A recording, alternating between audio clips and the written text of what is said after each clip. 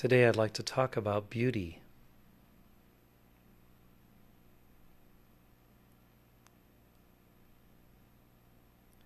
Beauty is a quality of God. And we've heard the phrase, beauty is in the eye of the beholder. As we're preparing for our cyclopeia class of Mayer University, and as I have been working on the syllabus and heartstrings from Cyclopeia, I've come to realize that statement has quite a deep meaning. If we consider that the eye that is beholding is and can be the all-seeing eye, and the eye of our own higher vision, our inner eye, which has inner sight, more expansive sight, more objective and universal sight.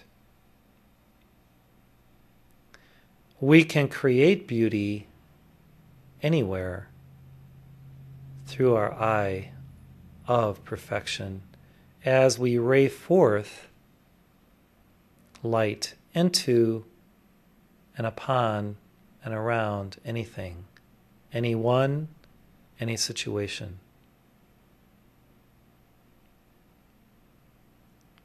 Ramakrishna was able to help transform prostitutes because he saw them as embodiments of the Divine Mother. And he held such a field of beauty and perfection for them that they were transformed by the power of his immaculate vision. Anytime we choose, we can behold beauty within anyone, anything. It is our choice, our free will option to either behold God and God's beauty within another life stream, a situation, or something else. And I believe most of us are choosing to behold God within everything. Even in the most dire circumstances, the most challenging situations, and the most yucky problems that we may encounter, God is there offering a lesson, an opportunity for us to grow to self-transcend. When we can remember this and not get so invested through our ego in beholding something that we consider non-beautiful, decadent, evil, bad, dark, etc., we can seek the godness within others, situations, and highlight it with such a focus of our attention and intention that we magnetize and draw out from that situation, person, whatever, the light God. We co-create through our vision this perfection and this beauty. What to one may seem ugly, to another, beholding from a different angle, a different view, a different perspective, beautiful. We can choose, moment by moment, whether to make our world beautiful. Oh, what a beautiful morning. Oh, what a wonderful day. Or, if we're grumpy, we're in a bad mood, something's not right in our body temple, in our mind, our emotions, we leave off of that all-seeing eye perspective of the perfectionment of all that we see. I had a mother, Verla Jean Schneider-Lewis, who I believe was a great visionary, had 10 children, and saw each and every one of us in this immaculate energy of our true reality. And like Mother Mary, she held that conception and perception of each of us as beautiful. And because of this, I am who I am today. And hopefully you had mothers who were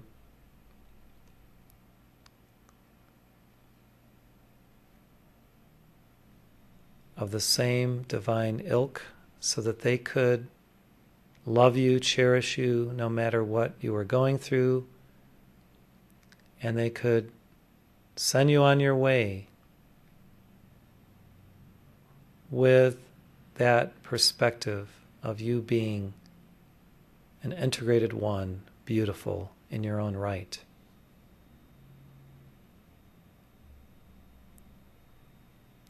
The raised Kundalini moves through the third eye and allows the flowering of perfect sight as this beholding process that is allowing the grace of God to work through our vision as the Kundalini then ascends into the crown, and there is the full blossoming of God's light in that golden auric emanation of Buddhic beingness. We must first be able to behold God before we realize God in our crown. And the two-eyed vision merges into a single-eyed perfect vision. And we raise that energy from the two eyes into the third eye, and then it naturally ascends right into that higher chakra where we feel the bliss of that oneness because we have resolved duality into unity.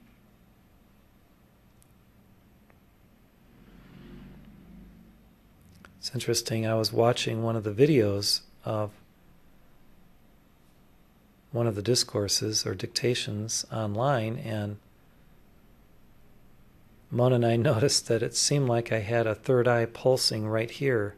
There's a little spot that seems to become more protruding during heartstreams and releases, and it was actually pulsing, and it looked like a third eye. And I believe that this is indicative of the fact that the masters are present and using that sacred chakra for emanating light to you, and also receiving through your gaze, your attention, and then redirecting it upward and inward so that you can experience your own beauty, your own holiness, your own oneness with God.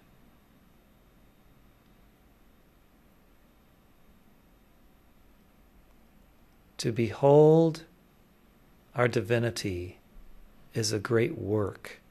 It is the work of the ages.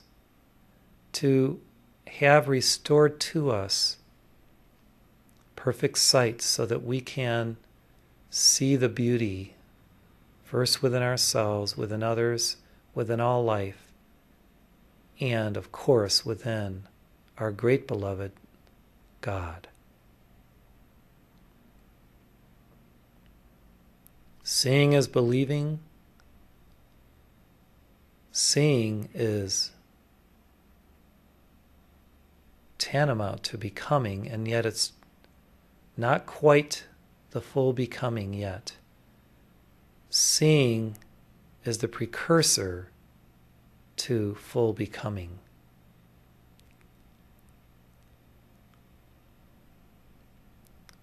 And if we would truly become who we are, it behooves us to resolve our issues of seeing less than immaculately and begin to truly behold all as God beholds all, as the silent watchers behold all in perfection. No matter what is occurring around the earth, the troubles, the issues, the governments, the economies, we can choose to maintain harmony within ourselves and behold perfection. And in that beholding, the beauty of God's light and of life emerges. It's a challenge to see someone who is crippled, maimed, doesn't have all their limbs, and regardless of all this, to see the soul, the heart, the inner person, and true our vision to that. Love that person, interact with that person from that vantage point rather than from self-pity, from pity that they have less or are a have-not. It takes a stupendous amount of virya to prove our spirituality by moving through the morass of impure vision into an enlightened state of perfected vision, where we see the beauty in all. If we're constantly analyzing and judging others based on their outer appearance, which is a temporary thing, then we won't get to our divinity, which is beyond all this outer stuff. To look deep within a situation and to behold what is truly acting, what is behind it, what is the causation that is manifesting through it, is really our work, our job, our responsibility as adepts. When we are intuitive in this way, we develop our higher faculties, we develop our inner vision, which you will learn, Omram says, is more about feeling than just seeing. And many clairvoyants may not have as much sensitivity as the truly spiritual adepts, who through their feeling sense in a very high refined state of beingness, and therefore they are able to discern and discriminate the truth based on this higher sensation, because even vision can be limited. And what we see, we may not be able to interpret or fully cognize when that vision can play and dance through illusion and illusionary fields. How many times have we read the story of the blind men who were feeling the elephant, and they each described something different? From their perspective, they sensed that the elephant was this or that, and yet none had the full vantage point of the full perception from 360 degrees of what that elephant was. And we are, as blind men in this domain, when we judge the same way from one angle only, rather than from a multidimensional, spherical, and even beyond spherical view We have to look from the within out, from the without in, from all angles to see the completeness and totality of any given situation or of a life stream. In our non-judgment, judge not lest ye be judged.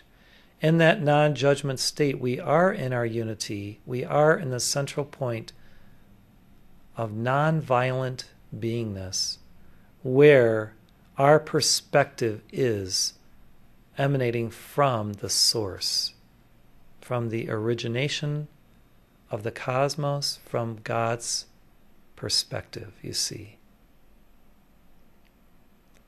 And when we compress our vision, our outer vision, into this inner sensation and feeling and true beingness that has all of the cosmic senses of our true selfhood manifesting, then we behold perfectly and we see life as beautiful. What's the song that Louis Armstrong made famous? Wonderful world. It's a wonderful world. And just feeling the energy of those words and what we heard this morning in Boyd's singing brings us to a point of engaging the cosmos in this new co-creative work today, right here and now. What the universe offers us in this moment, in the eternal now that we are experiencing, rather than something from the past that's already dissolved and no more.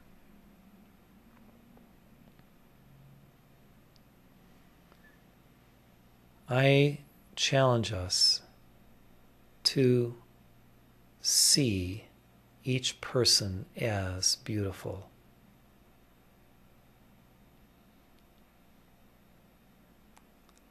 To know each person as beautiful.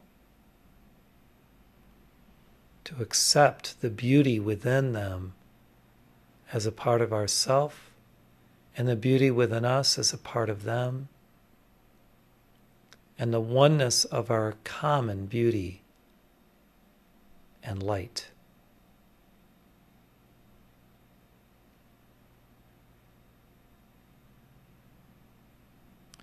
What we behold in others, we have within ourselves.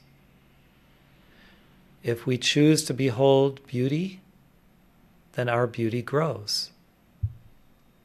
If we choose to behold something less, then that vision refracted back to us, in a sense, creates within us that which we see through our vision, which is a creative activity. You may not have thought of your vision as being an activity of creation, and yet it is. Because it's awareness projected and consciousness perceiving, as well as this projection. You may think of sight as something that's just passive, you're taking in.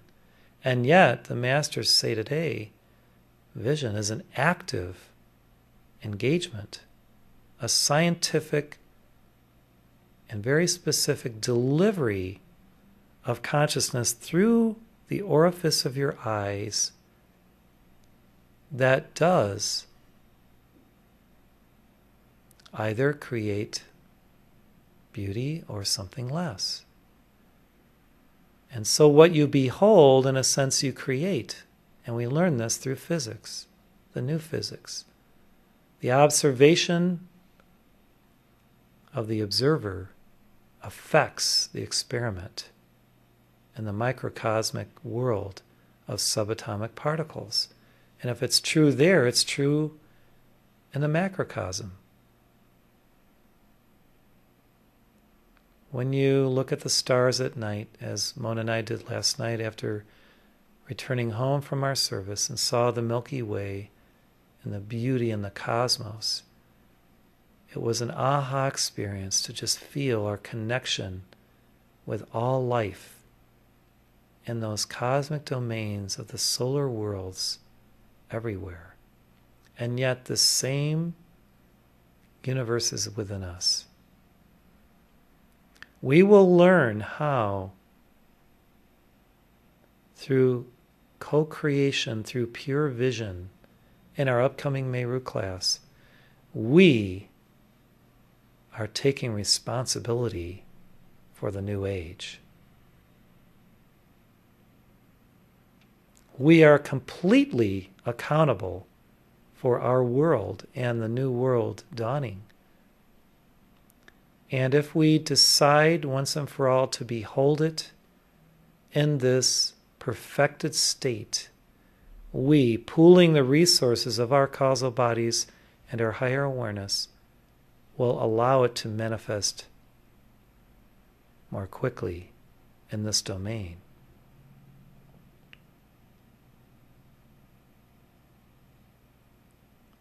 I believe that seeing can be blessing. And in our clear seeing, in our perfect vision, there is an aspect of blessing that occurs through our vision that is magnanimous and beautiful. It's like we squint almost to choose to behold God within something and to opt to feel the light flowing through our sacred chakras. I can feel it now as I'm speaking of it. I feel it in my arms, my legs, my whole torso, my crown, my heart. I'm feeling through the choice of clear seeing the blessing of life, of you, of everyone.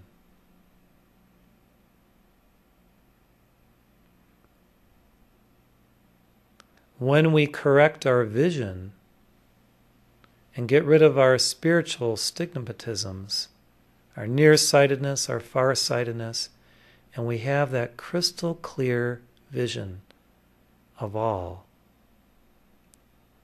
we engage the silent watchers who remain in a certain sense within the great silence of perfect beingness, where the universe is still unfolding and in some sense unmanifest. And they are, by their meditation in this perfect state of silence, allowing the mother of all life, the perfect seer, the beholder, to create the worlds and life itself. Through the awareness of the silent watchers, the great mother of all streams forth consciousness and beautiful presence to wrap that light energy around the creation itself. And as God said, after the creation was made, and it is good. See, that is God's statement, that God is a beautiful beholder. And God saw the creation and said that it was good. If God beholds his creation as good, it behooves us to do likewise.